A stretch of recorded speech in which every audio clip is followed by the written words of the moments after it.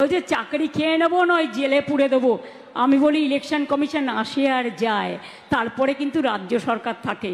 Election কমিশনের আয়ু election চলাকালীন 3 মাস। গায়ের জোরে এসব হবে না। ভান্ডারা কিন্তু আমাদের কাছেও আছে, যেমন লক্ষ্মীর ভান্ডার আছে তেমনি আপনাদের দুর্নীতির ভান্ডারাও আছে। খুলে দেব, ফাঁস করে দেব। বেশ করুন, ললিপপ সরকারের ললিপপ বাবু, আপনার পরিবারের কতজন কোন কোন রাজ্যে আইপিএস আছে, আইএস আছে, সব নিজের পরিবারকে চারিদিকে কাজে লাগিয়ে আপনি এখন ললিপপ চালাচ্ছেন আমাদের ওপরে। আমরা ললিপপ বাচ্চাদের দিই, 18 বছরের নতুন ভোটারদের আমরা ললিপপ দিই না। আপনাদের জোর জুলুম বাংলা মানছেন না, মানবেন না। আপনারা যদি এখন আমরা 100 বিনা যুদ্ধে 1 ইঞ্চি জমি তৃণমূল কংগ্রেস ছাড়েনি, ছাড়বে না। আর আমি মনে করি গরিব মানুষরা আমার হৃদয়, আমার সবচেয়ে বড় মেধা, তাদের আমি ভালোবাসি। আচ্ছা, পুরো ভিডিওটা তো দেখলে, তো এই যে ললিপপ বাবুটা কে, তোমরা কি বুঝতে পারছো কে? আমি তো বুঝতে পারছি না, আইডিয়া করছি হালকা হালকা, কিন্তু বুঝতে পারছি না এই ললিপপ বাবুটা কে। তোমরা কি আইডিয়া করতে পারছো? তাহলে আমাকে কমেন্টে জানাও এই ললিপপ বাবুটা কাকে বলছেন। বলছে বিজেপির নাকি ভান্ডারা খুলে দেবেন, বলছে আমাদের কাছে লক্ষ্মীর ভান্ডার আছে, তেমনই বিজেপিরও কিছু ভান্ডার আছে। কার কথা বললেন এই ললিপপ বাবু? তার নাকি ফ্যামিলির অনেক মেম্বাররা অন্যান্য নানা রকম স্টেটে আইপিএস অফিসার আছে। এতটা ডিটেলসে বলে দিচ্ছেন, এইরকম ভান্ডারা খুলবে বলছেন।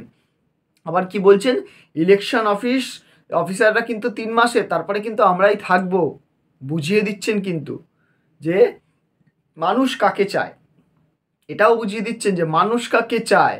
হ্যাঁ, তো এখানে আমার এই প্রশ্নটা তো মাথায় থেকেই যাচ্ছে যে এতটা জোর দিয়ে যখন বলছে কথাগুলো, এতটা জোর দিয়ে বলছে যে আইপিএস আছে অন্যান্য স্টেটে, নাকি এইভাবে জোর করছে বাংলা এসব হবে না করা, মানুষের দুঃখ দেখে নাকি দুঃখ হয় মাননীয়ার। তো সত্যি যদি দুঃখ হয় তাহলে মানুষ এত বিপরীতে কেন? সবাই নয়, কিছু কিছু মানুষ তাহলে বিপরীতে কেন? আমি এটা তো বুঝতে পারি না। মানুষ যদি এতটাই মানুষের কষ্টে ওনার কষ্ট হয়, তাহলে মানুষ এত বিরোধী হয়ে যাচ্ছে কেন আজকের দিনে দাঁড়িয়ে বিজেপির প্রতি? এটাই তো আমার একটাই সিঙ্গেল কোশ্চেন। তোমাদেরও আশা করি এই একটাই সিঙ্গেল কোশ্চেন আছে। যদি এতই জনদরদি হয় তাহলে মানুষ রেগে যাচ্ছে কেন? এটা আমার কোশ্চেন নয়, এটা মানুষদের মতামত। দেখি এক একজন বলে আর নেই দরকার তৃণমূল সরকার, এরকম টাইপের উল্টোপাল্টা কথাবার্তা বলে। হ্যাঁ, এরকম বলে উল্টোপাল্টা, আমি কিছু কিছু ভিডিওতে দেখেছি।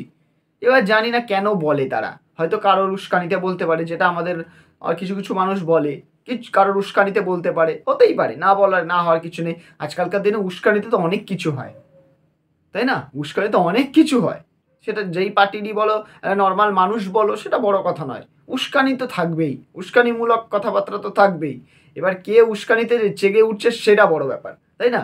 তোমাকে কেউ উস্কে দিল, তুমি উস্কে গেলে, তাহলে তো তোমার দোষ ভাই।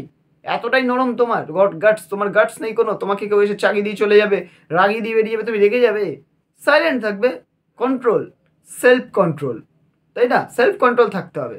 তো যাই হোক, এই যে মাননীয়া বলল ললিপপ বাবু, এই ললিপপ বাবুটাকে যদি তোমরা কেউ জেনে থাকো তা আমাকে কমেন্টে জানাও। এনার নামে কিন্তু মেইনলি অ্যালিগেশনগুলো দিল।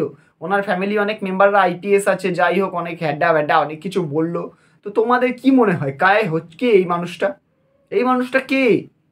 এই ললিপপ বাবুটা কে? আর ইলেকশন কমিশন অফিস তো 2-3 মাসের আছে, এটাও মাথায় রাখতে হবে। এটা কিন্তু মাথায় রেখে চলতে হবে। আর হ্যাঁ, তোমাদের যদি জানা থাকে এই ললিপপ বাবুটা কে, তাহলে কমেন্টে জানাও। এবার তোমরা আমাকে বলবে দাদা এত ললিপপ বাবু বলে হয়ে যাচ্ছ কেন? আমি জানতে চাই, তো তোমরা আমাকে অতি সত্ত্বর জানাও, কি কমেন্টে জানাও। আর হ্যাঁ, এই ভিডিওটা ভালো লেগে থাকলে একটা লাইক করে দাও, কমেন্টে তোমাদের মতামত জানাও, চ্যানেলটাকে সাবস্ক্রাইব করে পাশে নোটিফিকেশন বেলটা বাজিয়ে দিয়েছো। দেখা হচ্ছে পরের ভিডিওতে। টাটা।